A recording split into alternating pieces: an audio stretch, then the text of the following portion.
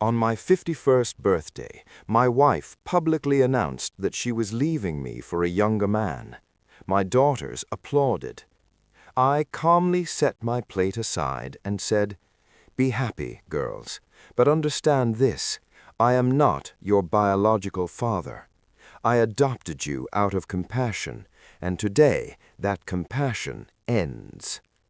That night, my wife lifted her champagne glass in front of all our guests and declared she was leaving with a younger man. One of my daughters immediately began clapping. I quietly pushed my plate away, stood up, and spoke clearly so everyone could hear. "Be happy, girls, but know this, I am not your biological father. I adopted you from an orphanage out of kindness, and today that kindness has reached its limit." The silence in the room was overwhelming. Around 30 people sat frozen, stunned. Gabriella stopped mid-motion, her glass suspended in her hand. Andrea went pale, as if the color had drained from her entirely. Viviana gasped and collapsed back into her chair. But that moment was only the beginning. What followed in the days after dismantled everything they believed they owned and deserved. While my wife was planning a luxurious future with her lover, and while my daughters dreamed of inheriting my wealth alongside her, I had been preparing something far more decisive, something none of them anticipated. This is the story of how my public humiliation became their undoing, and how I quietly reclaimed everything, every single thing. That evening, the private dining room of the city's most expensive restaurant was decorated in gold and silver. White floral arrangements covered every table. I had spent $500 on dinner alone, French wine, lobster, live music, every detail carefully arranged to celebrate 51 years of life. I sat at the head of the table, surrounded by friends, business associates, and a few relatives. Gabriella, my wife of 26 years, sat to my right. She wore a tight red dress I had bought her just a week earlier, $2,000, chosen by her. Across from me sat Andrea and Viviana. Andrea wore her usual air of superiority. Viviana checked her phone repeatedly, as if attending my birthday were an inconvenience. Everything appeared pleasant. Guests laughed, toasted, congratulated me. I smiled and nodded, thanking them. But internally, I knew what was coming. 6 months earlier, I had discovered something that changed everything. One afternoon in March, I came home early with a severe headache. Gabriella didn't expect me.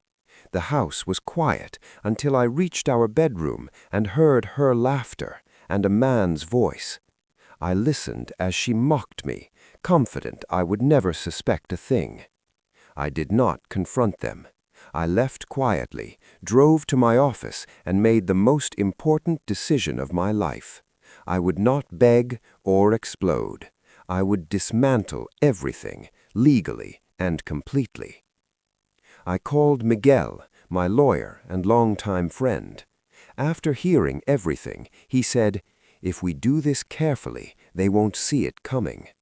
And that was how the plan began. I hired a private investigator.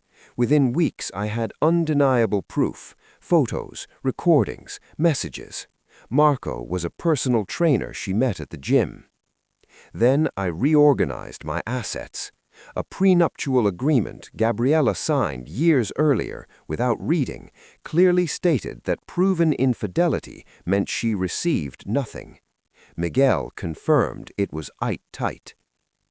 The girls had trust funds, each worth around $300,000, but the trusts included clauses. Severe disrespect meant forfeiture. For 6 months, I acted normal. Meanwhile, the evidence grew. Gabriella became careless. My daughters spoke openly about using my money. Every conversation was documented. By my birthday, everything was in place. After leaving the restaurant, I checked into a hotel and waited. Calls flooded in. I ignored them. The next day, Miguel initiated Phase 2. Accounts were frozen, cards canceled, legal notices delivered, evidence attached. When Gabriela finally reached me, she demanded answers. I calmly told her to read the agreement she signed. She called me a monster. "No," I replied, "I'm just someone who finally stopped pretending." For days, I stayed away. The company ran smoothly. Miguel handled everything. Her lawyer tried to intimidate us. It failed. Andrea pleaded. Viviana raged. I saved every message. When I returned home under court protection, I found proof of Gabriela's financial misconduct, money stolen, gifts bought for Marco, more evidence. That night, Marco showed up at my door. I opened it calmly. "Yes," I said, "I know exactly who you are." And that is where the story truly changed. I've seen your photographs. Very photogenic, by the way. His smile immediately faded. Look, sir, I came to speak man to man. Gabriela told me everything. I know you're angry, but she and I truly love each other. What you're doing legally is unfair. I crossed my arms. Unfair is an interesting word, coming from a man who spent 6 months sleeping with a married woman. She wasn't happy with you. And you believe you're going to make her happy on a personal trainer's income? I asked calmly. How much do you earn per month, Marco? 3,000 to 4,000, he replied stiffly. Money isn't everything. You're right, I said, but it helps when you're planning to live like royalty in Miami. I looked him over. Gabriela promised you $4 million, a house, luxury cars. That's why you were with her, not love, money. You don't know anything. I know more than you think. I took out my phone and showed him a photo, Marco kissing another woman. The image was dated 2 weeks earlier. His face drained of color.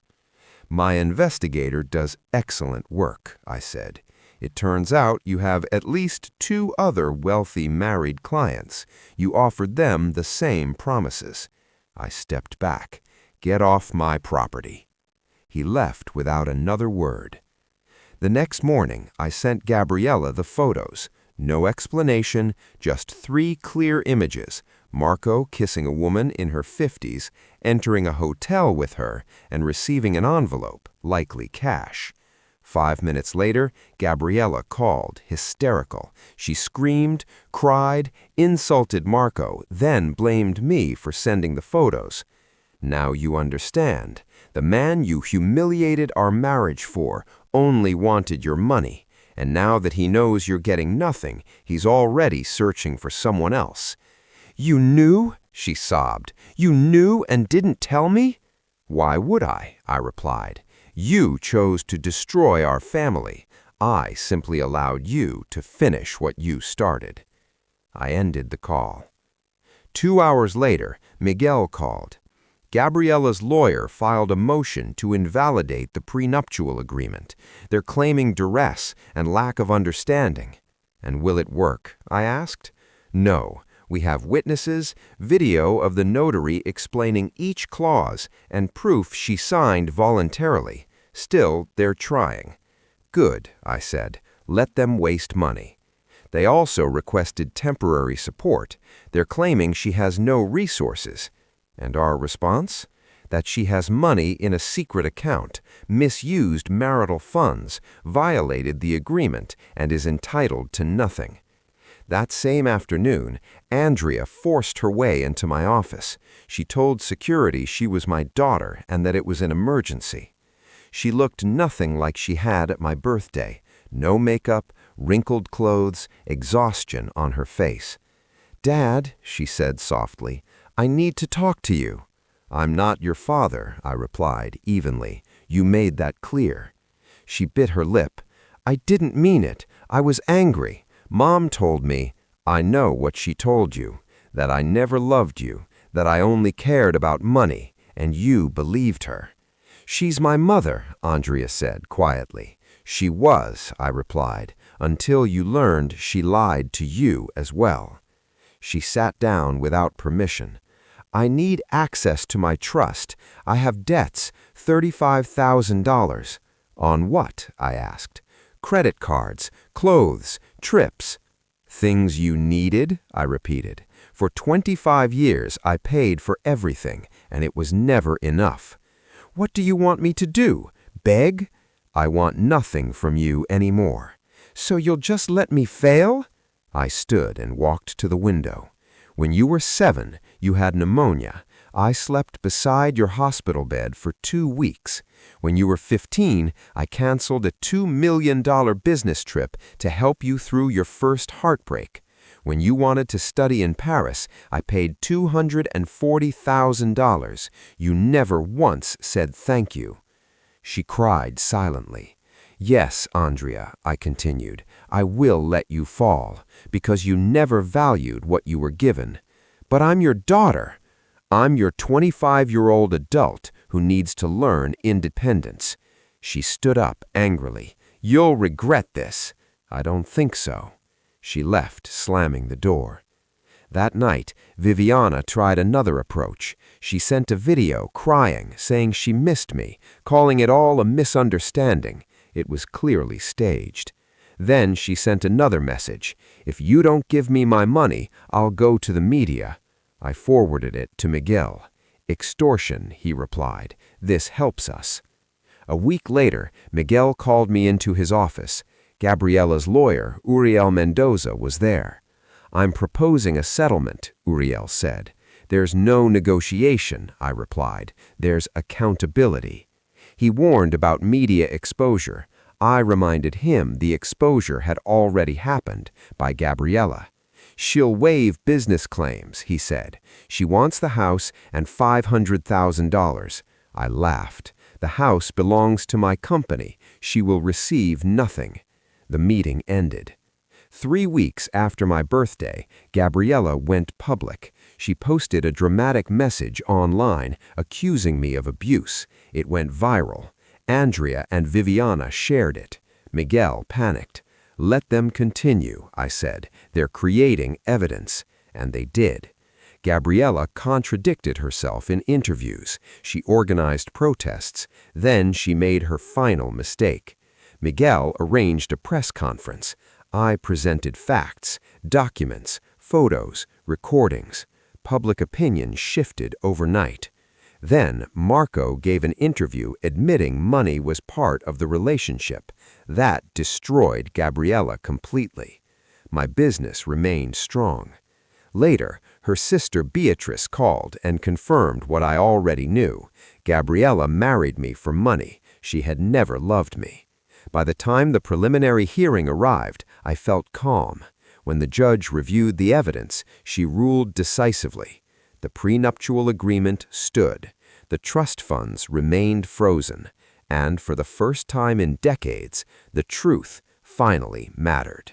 Your Honor, she is currently living with her mother. She has no income. Does she have any education, job history, or professional training? Oriel hesitated. My client was a housewife for 26 years. Miguel stepped in. Your Honor, Mrs. Gabriella holds a bachelor's degree in business administration. She is 45 years old and fully capable of employment.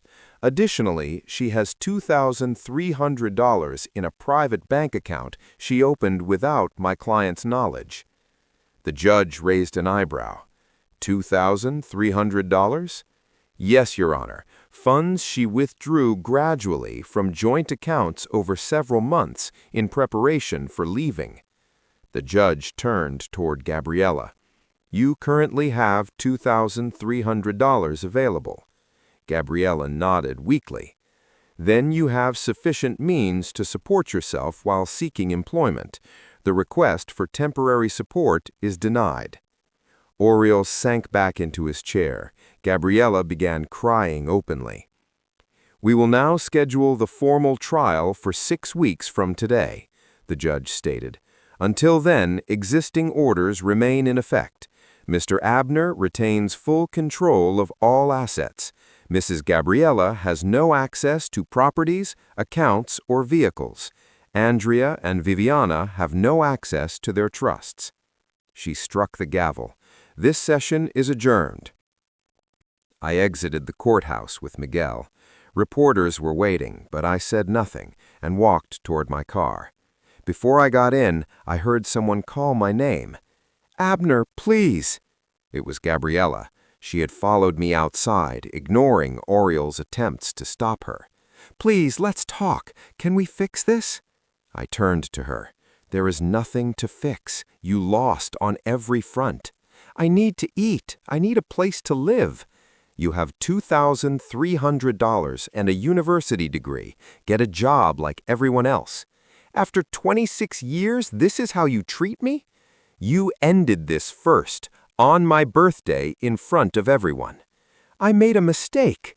"No, a mistake is forgetting a date. What you did was planned, and now you're facing the consequences." I got into my car and drove away as she knocked on the window. That night, Andrea messaged me. "Dad, please reconsider. Can we be a family again?" I didn't respond. Viviana sent another message. "I hate you. You ruined our lives." I didn't answer that either. The conflict continued, but the outcome was already clear. The 6 weeks before the formal trial revealed a reality Gabriella, Andrea, and Viviana had never experienced: consequences. Miguel kept me informed. Gabriella found work as a receptionist at a dental clinic, earning $1,200 a month. For someone used to spending $500 monthly on clothes, it was a shock. Andrea sold designer handbags online and took a retail job folding clothes for $11 an hour. Viviana, who had never worked before, became a fast food waitress. They moved into a small shared apartment, no comforts, no luxuries. Gabriella's $2,300 was gone within 3 weeks. She paid 2 months' rent on a small studio, bought a $400 used car that broke down frequently, and spent the rest on food, gas, and credit card debt. I continued my life. I worked, traveled, closed a $3 million deal in Texas, and purchased a new apartment in a prime area, smaller than the house, but right for me. 2 weeks before the trial, my doorbell rang at 11 p.m. It was Viviana. I opened the door with the security chain on. She looked exhausted, wrinkled clothes, dark circles. "I need to talk," she said. "There's nothing to discuss. I'm miserable. I work 12-hour shifts. My feet hurt. People treat me badly." "Welcome to the real world," I replied. "You could fix this. Give me my money back." "And how did you help me on my birthday?" She knelt down. "Please forgive me." "Get up. I'm not changing my decision because of a scene. You're not my responsibility anymore." I closed the door. She cried outside for several minutes before leaving. The next day, Andrea emailed me a business plan asking for $5,000 to open a boutique. I deleted the email without finishing it. A week before the trial, Gabriella posted again on social media, this time sharing old family photos. "Look what we had," she wrote, blaming pride and revenge. Most responses were unsympathetic. One comment read, "You destroyed it with your infidelity." The trial day arrived. The courtroom was full. Judge Araceli entered on time. Miguel presented evidence for 4 hours, photographs, recordings, bank records, receipts, and the full video of the prenuptial signing. Uriel attempted to argue emotional distance, but the judge dismissed it. Being a workaholic is not grounds for adultery or contract invalidation. Witnesses described my birthday incident. One said I appeared calm, as if I had expected it, which I had. Gabriella testified next, crying throughout. She admitted I had provided fully for the family. When I testified, Miguel asked 3 questions. Did I love my wife? Yes. Did I love my daughters? I raised them as my own. Did I regret my actions? No. The judge returned after deliberation. Mrs. Ruiz violated her marriage agreement through adultery and attempted asset appropriation. The divorce is granted. I retained all assets. Gabriella received nothing. No alimony, no property. Andrea and Viviana's trusts remained revoked. Outside, I made a brief statement. Justice was served. A contract was honored. Actions have consequences. That night, alone in my apartment, I felt peace. 3 months later, I moved to San Diego. I sold the house for $800,000 and focused on business expansion. Life stabilized. Growth followed. Years passed. Lessons were learned. Careers were built. Distance became reflection. At 56, watching the ocean from my terrace, I understood something clearly. Sometimes fairness looks harsh. Sometimes love means letting people face the results of their choices.